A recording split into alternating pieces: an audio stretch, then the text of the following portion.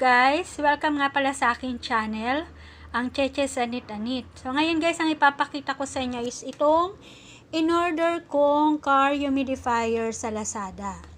So since wala tayong car, syempre gagamitin natin siya para sa kwarto. So maliit lang siya guys. Rated power is 1.5 to 2 watts. Yan. Spray time niya is hanggang 3.5 hours. At ang water capacity ay 220 ml. So, inside sa box is yung humidifier. Meron din siyang kasamang cable. So, mahaba-haba siya, mga 2.5 foot. Then, merong user manual. So, dito niya makikita kung ano yung purpose ng bawat pindot. No? Bawat pindot ng kanyang button. So, doon tayo sa humidifier. Sinalpa ko na siya, guys. Wala nga pala siyang kasama nito. Ginamit ko lang yung sa charger ng cellphone. So, kable lang yung meron siya. Minsan, sinasalpa ko siya sa power bank. Okay din naman. So, yung slot para dun sa micro USB, ayan. Then, yung button, meron din para ang slot para sa USB. Then, dito nag-i-emit ng vapor. Meron din siyang light.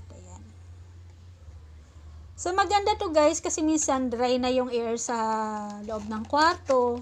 So, para magkaroon ng moist, so, bumili ako ng humidifier. Then, yung another purpose ko kaya ako na bumili nito is gusto ko kasi siya lagyan ng scent, no? Ng oil scent. Kasi yung hangin, minsan, naamoy mo na pati yung usok ng sigarilyo ng kapitbahay. Ayan. So, since may scent siya, sana naman matalo niya yung yung amoy nun. Ayan.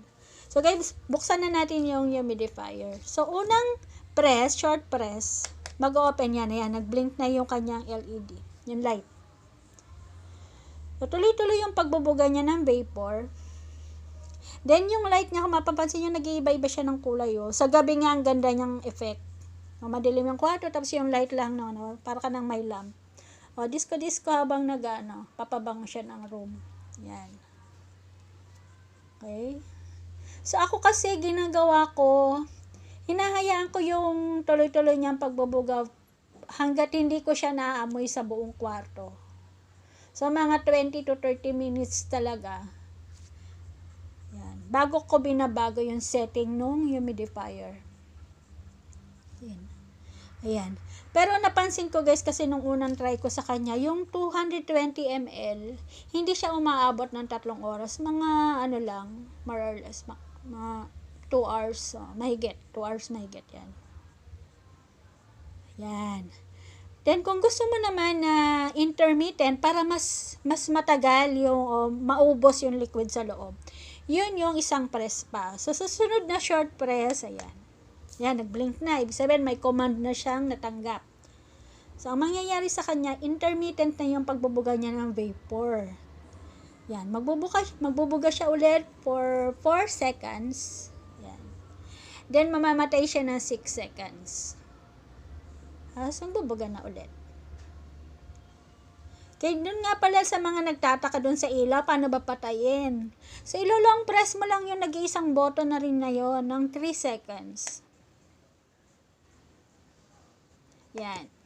So, kita nyo guys, nagbubuga pa rin siya, pero yung kanyang ilaw, patay na. So, that way guys, mas mahina siya sa sa paggamit ng kuryente. At saka yung mga gusto nang wala talagang ilaw kapag matutulog. Pero, nagbubuga pa rin siya, or nag-humidify pa rin siya. Pwede rin naman ang setting nyo, ayan, sa third press, short press, ayan, mamamatay na yung humidifier.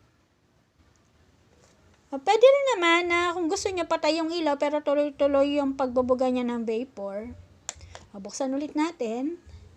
Ayan, tuloy-tuloy siya. Then ilong press nyo lang agad for 3 seconds. Ayan, mamamatay na yung ilaw. Pero yung buga niya ng vapor is tuloy-tuloy. Yan, ang lakas niya guys, Very, very nice talaga. Yan. Okay, sa next video guys, papakita ko sa inyo or yung ano ba yung maire-recommend ko sa inyo na mga scent na nagamit ko na talagang pak na pakangamoy.